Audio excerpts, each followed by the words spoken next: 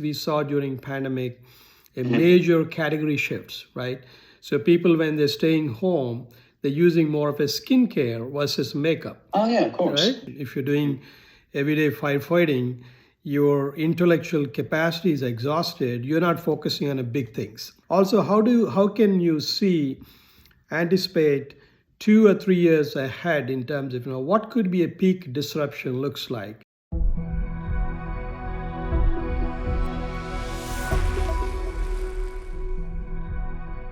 Welcome back to Lokad TV. I'm your host Connor, and as always, I'm joined by Lokad founder Joannis Femorel. Today we're going to talk about supply chain resilience while firefighting, and to help us with that, we've invited Jay Koganti to join us.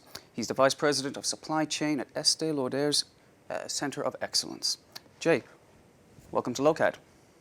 Thank you. Jay Koganti, just introducing myself, been with the company for close to 17 years. I do a lot of strategic transformations with the company, and supply chain digital transformation is my my passion and my work for past 2 decades. Very excited to be here. Thank you. And just to get things started, I'm just curious, in terms of the Center of Excellence, what exactly is that? What do you guys do there? What are your duties? Yeah, I think a Center of Excellence we formed almost now 8 years back. We came out of a large enterprise transformation. Then I think our initial intent is how do you really sustain the improvements on an ongoing basis? It could happen in a large corporation. You do one big transformation, then you're back to normal. But we want to make sure there's a continuity and continually innovate. So as part of that, we formed the Center of Excellence. We do strategic transformations for the company, whether it is a digital transformation or whether it's a new planning systems or a new distribution centers. A lot of those things comes from the Center of Excellence. Yeah. So it sounds like you're the perfect person to ask this question to then. In terms of resilience and firefighting, when you were explaining that to other people as part of these transformations, what exactly do you tell them in simple terms? Yeah, no, I think intuitively, a lot of people will think, firefighting is resilience. The way clearly the distinction is, even in America, we call it, whether it's a firefighting or a diving catches, it's like saving the day, right? There's a crisis comes in, someone just, heroically jumps in and saves the day. But we know, it's exhaustive, it's not sustainable, right? It's a one-time deal. Whereas resilience comes from, how do you really respond to a shock or a crisis and then, recover fast to the original phase.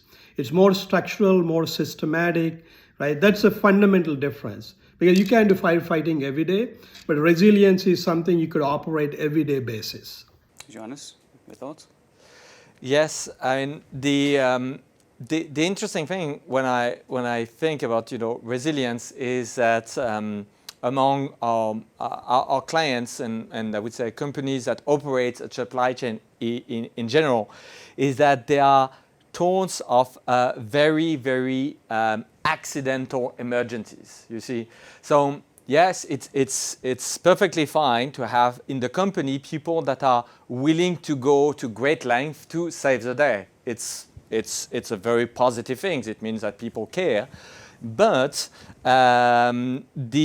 where I would say it may reflect a reality that is not so good for the company is that what I see is that most of those emergencies are the sort of things that could have been avoided in the first place and should not have required any kind of heroic gesture to be fixed because the thing could have been solved. And especially, Lokad comes from, we are a software company, so we are interacting first and foremost with the IT plumbing of the companies. And IT-wise, I see systems that face, one crisis per day, sometimes several, and for reasons that are that should have been avoided in the first place. Bugs, compatibility, glitches in the transition process from one version to another. And due to the fact that those supply chains are very complex, so you have tons of people, obviously, but you have also tons of software, tons of layers. you end up having, at least on I would say the software side of the picture, tons of very man-made problems, problems that do not reflect any kind of grand challenge. It's not a natural disaster, it's a man-made disaster, and it's very accidental. And the thing that is quite interesting is that I see that, let's say, in terms of disaster like a warehouse taking fire, people go to great length to avoid those sort of accidents. But there are other areas where incidents keeps happening, and it seems that companies learn very, very slowly from their mistakes. They do learn. The situation is getting better, but it's, to me, it looks like it's a fairly slow process. And also, I think, you could, my observation is in the past probably 2-3 years, there are a lot of major disruptions. We all know COVID, post-COVID recovery rebound. There's also a lot of small disruptions, right? So it's someone coined as the polycrisis, right? There's always multiple crises emerging, amplifying, right? They feed on each other, right? There's a recurring theme for most of the supply chains in the past year or so, right? So that's where resilience is becoming a big topic, How do you really build it? And as you pointed out, I don't think this is, about, accidental incidents and responding to it. It's more structural.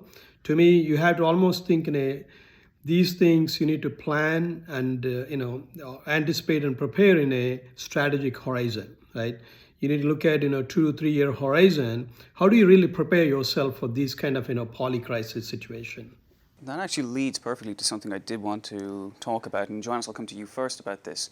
Because when we talk about resilience and firefighting, it seems like that's the response. So resilience is in response to something. Firefighting is certainly in response to an event. And those events are, I believe, shocks. And there are multiple classes of shocks. And not all of them are existential threats to one's supply chain. So Johannes first, and I will come to you, Jay. Could you expand a bit on the classes of shocks and which ones are the ones that we should really focus on from a supply chain perspective? The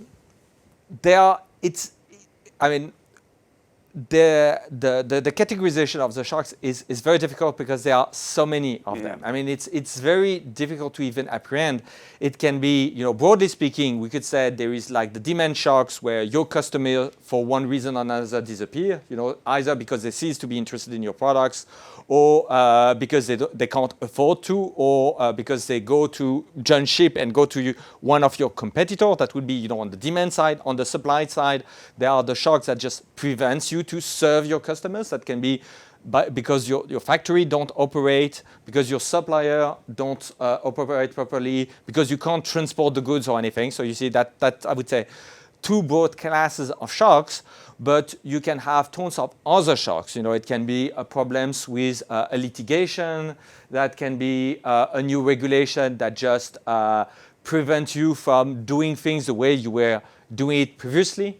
That can be even, things during the pandemic. The problems was the lockdowns. And in this case, you literally have a heavy-handed government intervention that just decide to shut down your business. Maybe it's in the general interest, maybe, but the result is that for you, your business from your supply chain perspective, is that your business is shut down, or one of your critical supplier, and that creates a problem for you.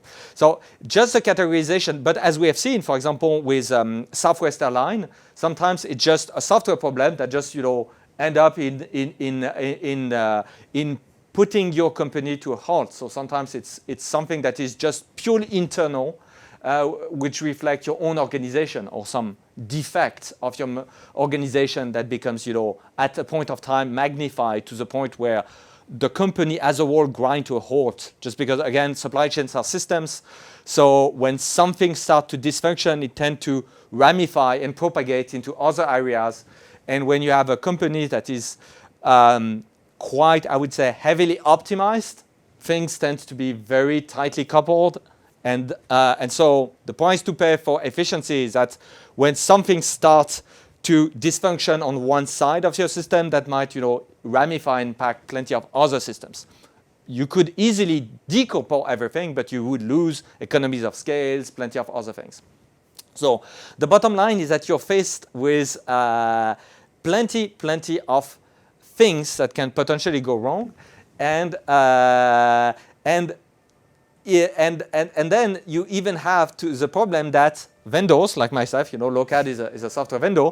Vendors are even prone to even, to invent problems, because that's even more things that you can sell. So you have these problems where it's not just difficult in the sense that there is so much diversity, is that there is plenty of people in the space who have a direct incentive in making things up, because if there is a new problem, then it means that you can potentially solve a solution. I don't dismiss the fact that there might be problems. I'm just saying that, it makes the landscape even more complex when you have people that can make up problem in very convincing ways. Yeah, no, I think those are all spot on. My view is, there's one, there's a lot within the supply chain. I believe there's a big phase transition, right? So phase transition in terms of, post-pandemic, we could see a lot of structural disruptions, continue to happen. And I think that's going to be at least in my view, it's going to persist for next couple of years, whether it's a inflation-related macroeconomic challenges, suppliers, going out of business, the energy crisis we are seeing, and all of those things, having an amplifying effect. But also, I think, I see a lot of companies are not prepared for it, right? So whether it is a major disruption, I'll give you an example. Even recent, in US, there's a trifecta of the viruses going on, right? But if you have kids, you walk into any drugstore, you don't find a medicine, basic, over-the-counter medicine for a cough, all those things, there's no medicine, right? So I was checking with one of the friend, what happened. We know there is a post-COVID, there is a resurgence of these viruses. Why don't we prepare for it, right?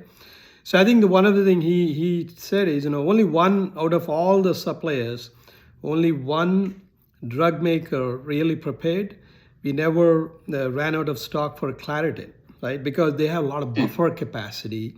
And they could really run up their, the manufacturing, then they could support it, right? That's just one example. So a lot of these things also call for thinking about, how do you put the buffers? Where do you invest your capital, right? These things are historically not supply chain's strongest point. We're all driven by efficiencies, go to the bottom of the barrel. Now, but how do you really prepare, anticipate, create the buffer so you can really, a resilient way approach these things.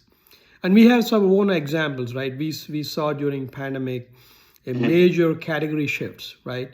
So people, when they're staying home, they're using more of a skincare versus makeup. Oh yeah, of course. Right? When they coming out of the pandemic, people going out, there's a more makeup usage, right? Now the challenge is, how do you really run down your manufacturing assets for one category and run up in an agile way, right? So again, that's what I call really, preparing for the resiliency and the setup for it, Well, I don't want to trespass on any private information, but what does that look like in terms of the mechanism? So you're in a boardroom, you see there is that the category shift as you just described. Is that an automated process? Is that managerial intervention? Like, how does that work exactly? Yeah, some of it, it's a little bit of I must say, caught by surprise initially, right? Because it's just a starting of the pandemic. Then immediately, we know there needs to be, we can do an everyday basis, manually in a large, 300, 400 assets globally. Then we have to do a lot of digital technologies, really understand, where the demand is shifting, right? Where are our assets, located? How do you really realign demand to supply, right? That's eventually, very systemic approach. We built it. Now we are ready for it, right? As any category shifts happening, the post-pandemic, any rebounds happening in certain subcategories, you're kind of prepared for it because you could do scenario planning, you can anticipate, and you can redirect your resources towards that. And the interesting things is that so Lokad being a vendor on predictive optimization technology is that the challenge is that pretty much by definition the sort of shocks, the sort of things that would call to your resilience capacity are things that do not exist in the data. Thus, for companies like mine who are primarily leveraging the historical data in order to do some sort of statistical analysis, one of the key challenge is that by definition, those sort of things do not exist in the data. So that's one key problem. And Sorry, just to clarify, you're talking about the black swan events. yeah, not even the black swan. Again, don't overestimate what modern statistics can do. Modern statistics, are not able to extrapolate very far. I mean, you can take the data, and if it's more of the same, it kind of works. But if you deviate, there is no intelligence. It's very, very mechanical.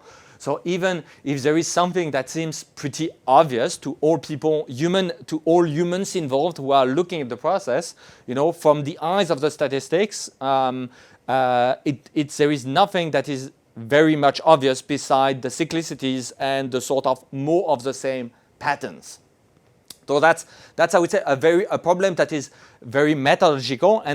And by the way, the reason why those statistical approaches are still very, I would say, widely used is because when you operate at scale, hundreds of sites, hundreds of products, tens of thousands of SKUs, you have literally tens of thousands of decisions that you need to take on a daily basis. So you need some mechanization. You're not going to employ, tens of thousands of clerks just to take and adjust every single stocking position in a company that may operate, up to 1 million or above stocking position in their big supply chain. So bottom line, you have this thing which is by definition the data is not going to reflect this thing that might be coming.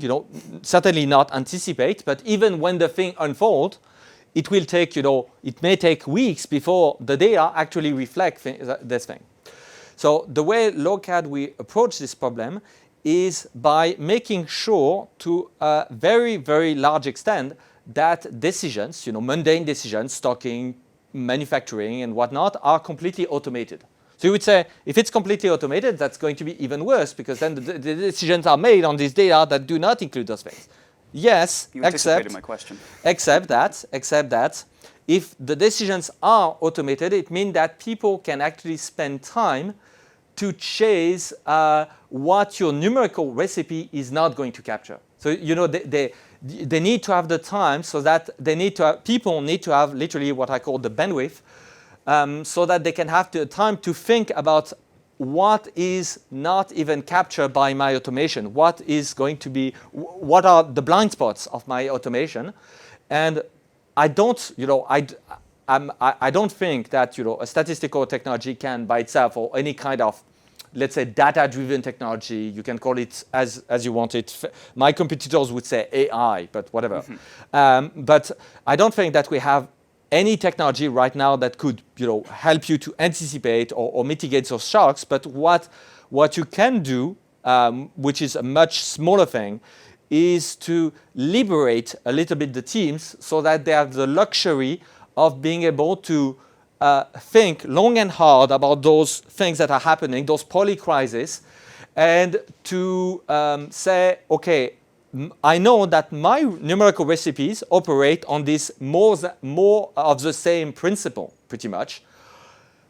I see that the situation is evolving in ways that are not more of the same, and I apply, my correction. But then they can, spend their time applying those corrections with the human intelligence on top of the system that just apply those decisions, especially the micro decision part at scale, based on very human insight. And at least that's the way Lokad conduct that. But in the end, that is no substitute for having smart people, dedicated people who can spend time thinking about those crises happening and what it would mean to do something that is in the interest of the company over the long term, which is a very difficult problem. Usually facing a crisis, acting in the interest of the company long term there is many paths, and it's a very unclear sort of situations or sort of spectrum of potential decisions or corrections.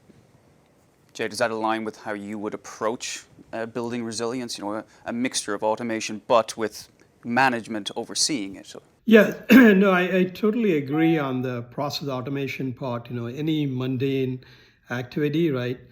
automating gives a bandwidth. I think that's definitely a big part of the firefighting conversation. If you're doing everyday firefighting, your intellectual capacity is exhausted. You're not focusing on the big things, right?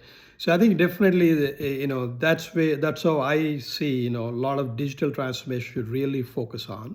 But I will add one more dimension. Also, there is a big opportunity to do a strategic, automation around, scenario planning, for example, right? It's like a forest and trees, right? So you could do a lot of trees everyday basis, small, mundane activities.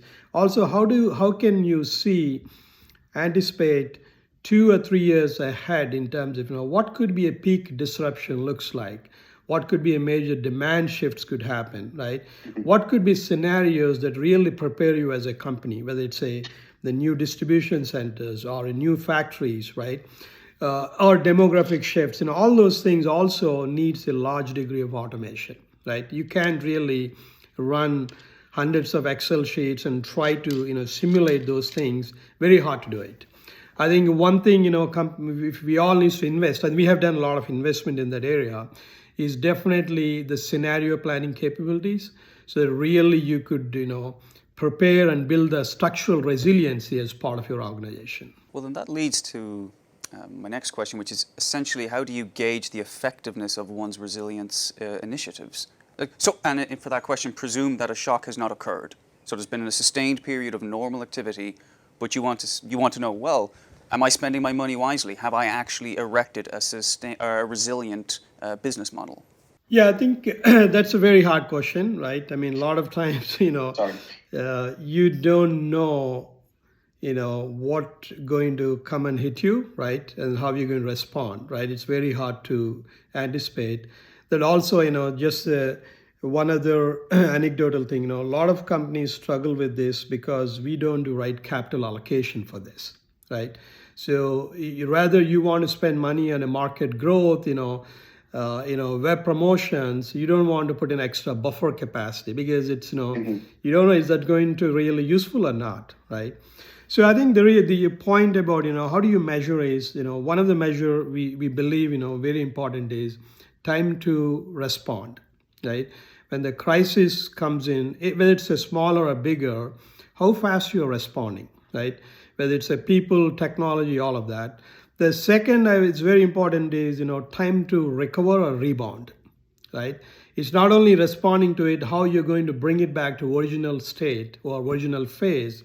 I think these are the two important metrics. Again, it's very hard to do for every small crisis, but for bigger crisis, definitely we look at it, hey, this crisis came in, when did we respond, right?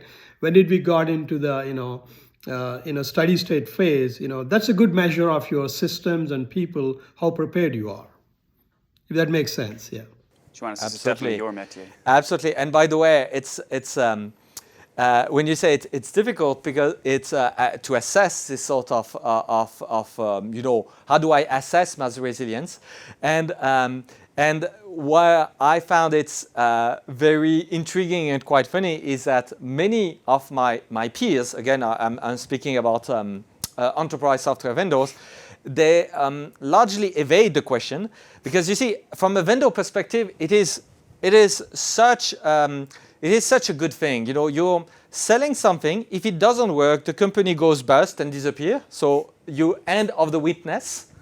And if it works, then you can claim that it was thanks to you.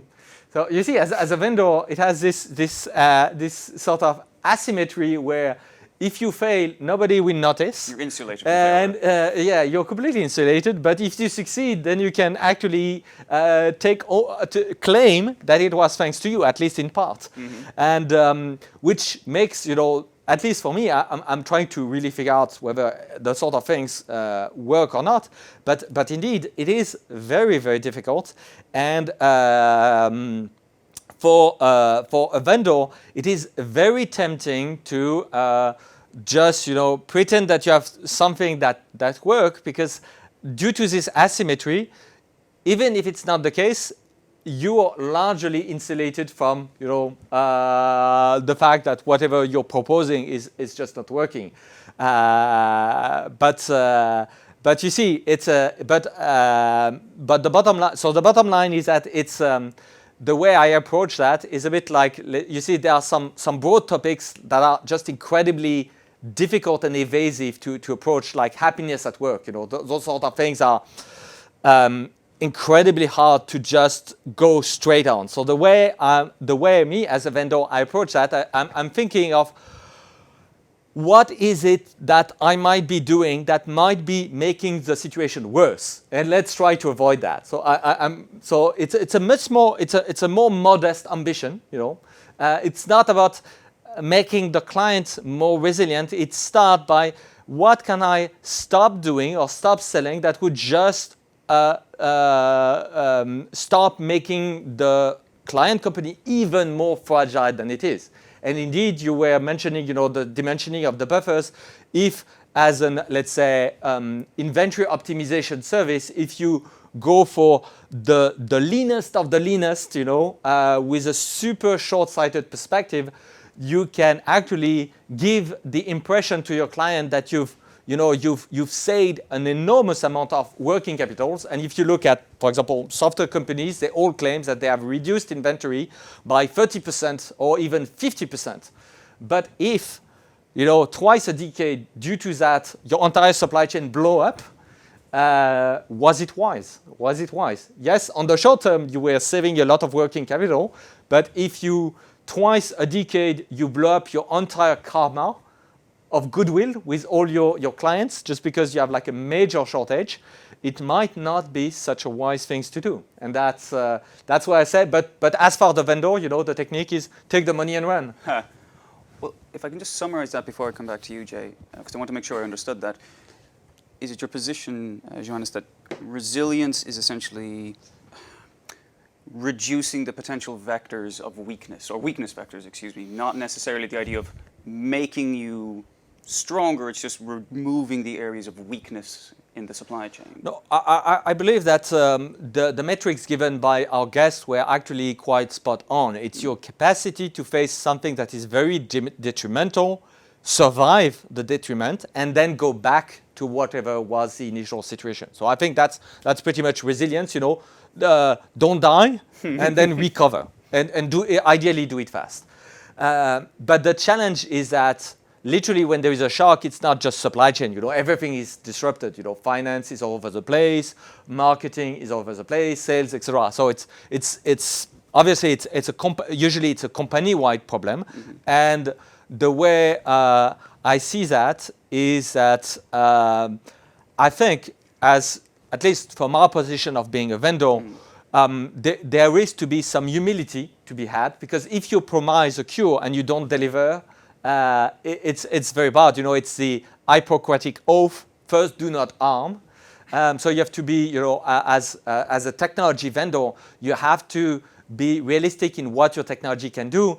I'm very, very skeptical that through technology can help, but that through technology alone, you can make a supply chain resilience. I would say not even close by a long shot, you know. But what I can see is that through technology alone, you can make the supply chain pretty fragile. That I'm very convinced. You know, the other way around, yeah, fragility, that you can go really, really far with technology. Resilience, to some extent it helps, but I believe that to be very resilient company-wide, the stakes are much higher and much, you know, broader than just supply chain. I would at least, that would be my take. And that's what I think that's where I think we have to approach this, at least from a solution vendor, you know, the sort of things with humility, because the stakes are super, super high, because in the end we are talking about, you know, survival of companies. So it's, I mean, as far those entities are concerned, stakes can't be really possibly higher. Mm-hmm. Jay, please. Yeah, no, I think those all points, you know, to me it's a spot on, right? But also I think I would say about it needs to be intentional, right? It needs to be, you need to make it as part of a cultural DNA, right? It won't automatically happens. At least I think, you know, you have to be thinking, you know, in terms of, you know, how do you really put the right capital investment? Because a lot of times supply chains are all about efficiency play, right? How well you run your working capital, you know, your service and all those things. a lot of times these are secondary thoughts about the buffers and all that, right? It's a wasted capital, right? That's where people think about it.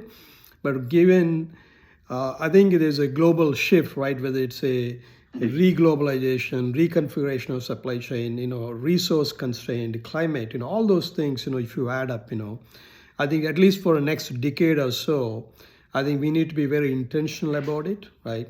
The preparedness also comes from, actually stress testing. One of the things, I personally believe, how do you really stress test your system for a peak disruption, right? That's what I was going to ask you about. Yeah, so I think that's a big part of this as well, yeah. Well, perfect segue, actually. How exactly, if I can, I just want to follow up on that with Jay. How exactly does one mimic or create in a vacuum a systemic event like COVID, for example? How does one create that in a vacuum, subject our supply chain to that, and then measure how resilient we are? I mean, I can't conceive of that, so I'm just curious, how would that work? Yeah, I think the best. I mean, I don't think we do very well in global supply chains. That's part of the issue, right? Or pandemic and post-pandemic. I think probably best companies really do that is software vendors, right? So they have this traditional stress testing methodology, right, that prepare for the peak disruption. At least I think parts of supply chains realizing and try to build capabilities and adopt these methodologies and techniques. For example, right, I would say you could never mimic a major disruption like COVID, right? It's very hard to, right?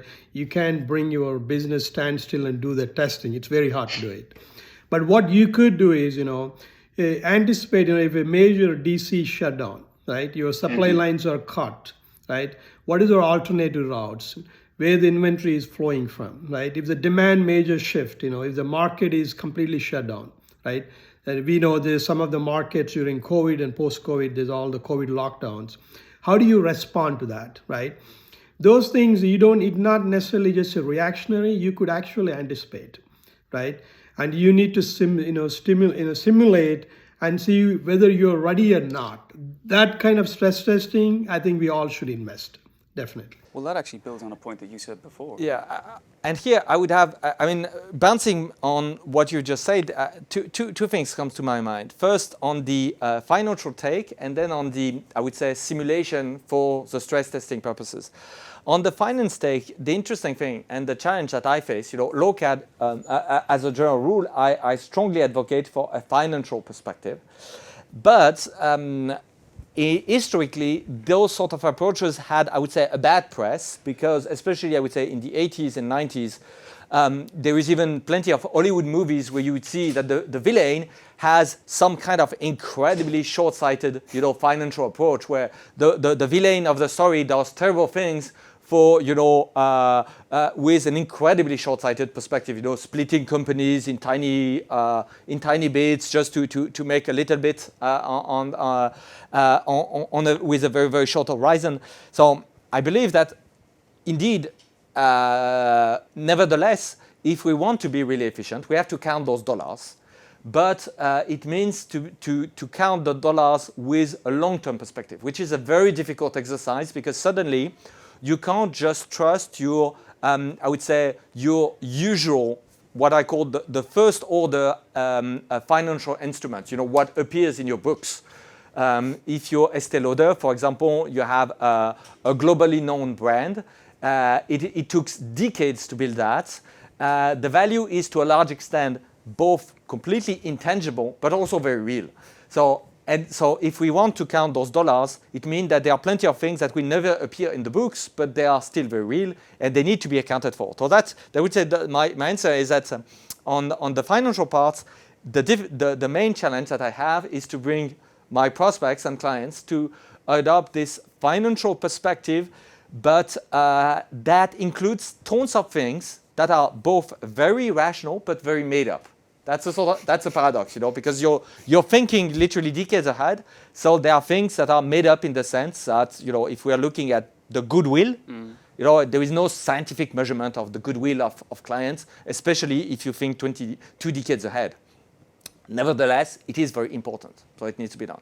And then back on the sort of simulation stress test, here I see that from a vendor perspective. One thing that interests me is that, for example, when you do a simulation, you're doing a forecast, of a kind. And the interesting thing is that when you're doing this high-dimensional forecast, is what is your accuracy? Lokad, I would say we have developed some interesting techniques about what does that mean that your simulation is even accurate. But the interesting thing that I see is that most of my peers, I would say, literally never even discuss that. So they say, we have something that simulates, but how accurate is it?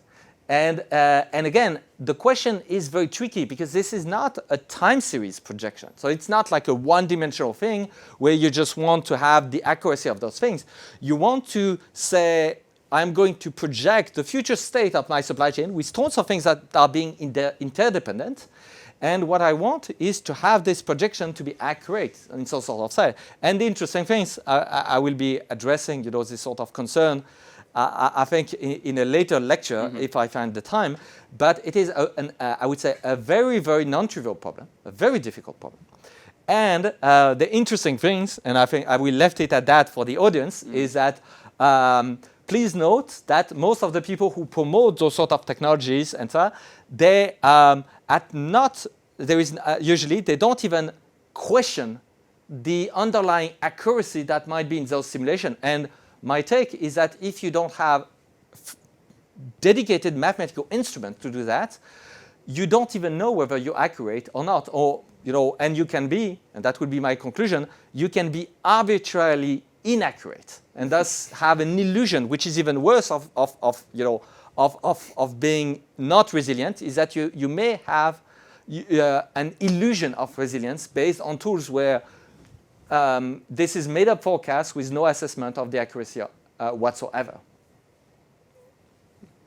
Well, actually, if I can circle back, because when you were talking, Johannes, you mentioned time horizons measured in decades. Yes. And Jay, earlier, I think it was right at the start, you mentioned time horizon in 2 to 3 years, if you were talking about resilience.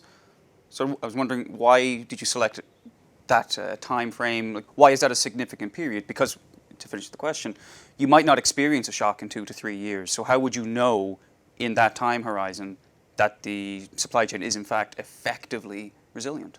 Yeah, I think when we look at market growth, overall, sales opportunities, you need to have a much longer horizon, definitely, a decade or so that really tells, demographic shifts, all of those things. When it comes to supply chain, you could do pretty much, most of the things, setting up a new factory, new DC, new lanes, etc. 3 to 4 year horizon is pretty much, everything is possible, right? And also I think, it's very hard to predict a longer horizons, right? Because the possibilities will be too many, right? And accuracy is very poor, I think, to your point, right? It's more about the range of possibility versus how accurate your prediction going to be, right? So that's part of the reason I think, we believe, a 3 year horizon is a good enough indicator. So that really you can think about, where do you do capital, assets, what kind of allocation we need to do. Do you need to set up a new factory lines, right? You need to create a new regional DCs, and all those things really fits into that kind of horizon. Yeah. Johannes? Yes. Thank you, Jay. Yeah. I mean, when I say, thinking decades ahead, the paradox is that if you think that, for example, a major crisis happens, let's say 4 times a century. We take the 20th century, we had like 2 world wars plus tons of things. So if you say that something happened, 4 times a century, well, the way we approach that is if you start thinking about, probabilistic forecasting, it just means that you have an event that has like 4% chance of happening next year. So the interesting thing is that when you start thinking about the future in the probabilistic way, you can think of things where you take a 2 decade ahead perspective, but it's still projected in next year. It's just that it becomes a low probability event. And that's a typical, because you're completely correct. I mean, the forecast becomes, incredibly, incredibly fuzzy. So it is not the way, when I say we need to think decade ahead, it is not about having a forecast that extends 20 years into the future. It is more like, should I include an an event that has a 1% chance of happening, next year, and that would be once a century. And we can even go into events that are even less frequent. Obviously, for example, in some industries where security is paramount, like aviation, they would even think of something that would happen only in over 1,000 years of operation for an aircraft. But obviously, this is a very, very extreme case because lives of people are at stake. But that's a bit how you do it. And it's interesting when you say everything is possible in 3 to 4 years. I completely agree with you. I mean, at the physical level, but again, if I bring the discussion back to my industry, the software industry, it is also me as a software vendor, I'm very frequently in the middle of an ERP upgrade that takes 7 or 8 years. And usually it's very funny because the factory has been set up, the warehouse has been set up, and then it takes twice the amount of time to set up the ERP system on top of it.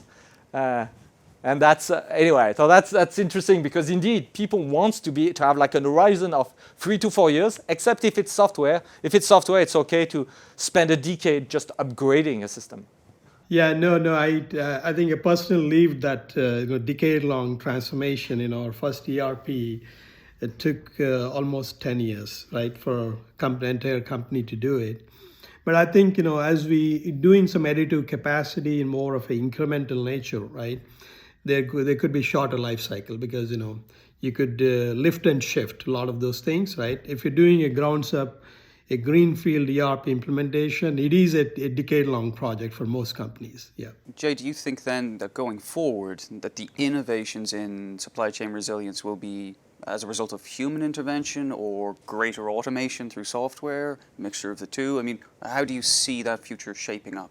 I think it's a combination in many things we discuss, right? I think there's a big opportunity for process automation, right? I think I would say at macro level, probably 70-80% of companies does a lot of mundane activities, still people driven, right? So I think we need to automate a large extent and give bandwidth, right? That's definitely a big part of the thing. Second, I think structural resilience comes from very intentional, long-term thinking, strategic thinking, capital allocation, right? Preparedness. That's a big thing. That's very hard to do it, especially cost of capital is rising across the globe. Do you want to create? Do you want to invest hundreds of millions of dollars? Something going to happen 5-6 years down the line is a very hard conversation to the boardroom, but something that will create a big structural resilience, right? Last one, I would say the action mindset, right? Even despite all these things, how people are prepared for it. When things comes, the resilience comes from that action mindset, orientation. How do you respond to it, most agile way? That is also a cultural thing, right? You have to really, create that cultural DNA, and it takes a long time. Well, there are 2 points there, if I can just jump in. I will ask you, Johannes, as well. But when you talk about inculcating or cultivating that sort of DNA, as you called it, how do you go about that? Because again, it is very much a cultural mind shift. Yeah, I think one, you have to be choiceful people you bring in, right? That's one thing. Definitely other thing is how do you upskill it, right? So a lot of the preparedness comes from actually simulation, right? You ask the question, hey, you're DC, we're going to shut down this DC for next 1 week. How you go about it, tell me, right? So that's kind of things, you're really training and upskilling people to think about, these kind of things could happen, right? So you're really building resilience as part of a curriculum for the teams, right? So that's what I meant by, you have to create that very intentionally, whether it's a training, simulation, even the thought-related experimentation, you have to do all of them very intentionally. Bouncing back on how we can approach, resilience again from my, I would say, technologist perspective, which is a very narrow viewpoint, is there are some really super tough challenges that are where literally there is the literature, the science is very much lacking. So that's what drives me and what we're researching. The first thing is literally, if you want to project the future state of a supply chain, a high dimensional perspective, it is an incredibly difficult problem to even express what accuracy means. So you have this very basic problem, which is if I want to project, I would say one product, that's the time series perspective, I know, and the literature is full of metrics. There are plenty of instruments that tell you, whether your projection is accurate or not. If you start playing this game with literally the state of a complex system, this is very, very difficult. Very, very difficult. And here there is literally no instruments that I'm aware of that let you do that in a clean manner. So there is like literally fundamental problems in the sense that we are even lacking the very mathematical tools to do that. So that's a first class of problems. The second thing is if we want to introduce a shock, that means that we want to be able to express an intent and some sort of disruption that will arrive to the system. So we want to project the system into the future, but on top of that, we want to be able to express an intent. And here comes the question of, can we do that, express this intent? By the way, when I say express this intent, that will come through some sort of programming tools. You will program your behaviors, specify the disruption. And the question will be, does it gives you any kind of correctness by design to properly capture your intent? I know it's a very abstract question, but you see, just look at the problem through the lenses of the vendor. I'm supposed to build a technology that can project the state of a system. That's already very difficult. And then I'm saying that if you do some sort of what if on top of that, which is something that literally nearly all the time will not happen. So we do a what if, and most of the time the thing in question never come to pass. We still need to be very confident that our what if simulation was reflecting truthfully what would have happened for something that never come to pass. And thus that it captured correctly the intent of the person that was expressing this scenario. It is a very difficult problem, but a very interesting way, and there are tools that can make those exercise more correct by design. That's really interesting to me, is that supply chains people have to deal with a lot of problems, so they have to be able to potentially answers a lot of concern that could be asked from the management. So the way I approach that is that, yes, we want to have like this multidimensional perspective where you can project the future state of the supply chain, but you also want to be able to answer tons of frequently basic questions, more facilities, less facilities, other places, cannibalization, disruption by a competitor. It's not necessarily fantastically complicated questions. But the way I approach that is I want to be able to craft tools that gives some degree of correctness by design, in the sense that you can avoid some very basic programming mistakes. Because again, one of the dangers that I see is to gain false confidence. So you do something, you say, oh, that's okay, we did the what if, everything's fine. But actually there was like a bug in the simulation and everything is not fine. And you're actually, and you just concluded the opposite of what you should have concluded. So that's the sort of things that I would say keep me up at night, is to think, how can we have the sort of tools? And again, those are very open questions in terms of mathematical instruments. There is not that much known in the literature that gives you the sort of properties that we would seek for the supply chain of tomorrow. Well, gentlemen, thank you. I'm mindful of our guests' time, so I think, as is customary, we'll give the last word to Jay. Is there anything you'd like to share with the audience? Any resilience call to action that you're dying to get off your chest? Yeah, no, resilience is already a big boardroom conversation, right, across the supply chain. Naturally, pandemic really amplified this topic, right?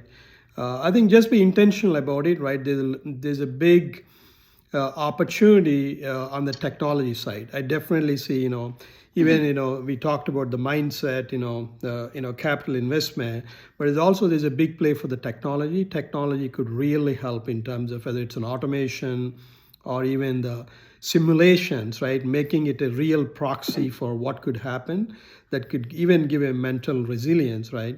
So I think, just be choiceful what technologies you choose, right? Then really spend so deep investment of your time and energy to make resilience as a backbone of the corporation, right? That's all, I could say. Well, on that note, gentlemen, I think I'll draw things to a close. Jonas, thank you very much for your time. Jay, thank you very much for yours. And thank you for watching. We'll see you next time.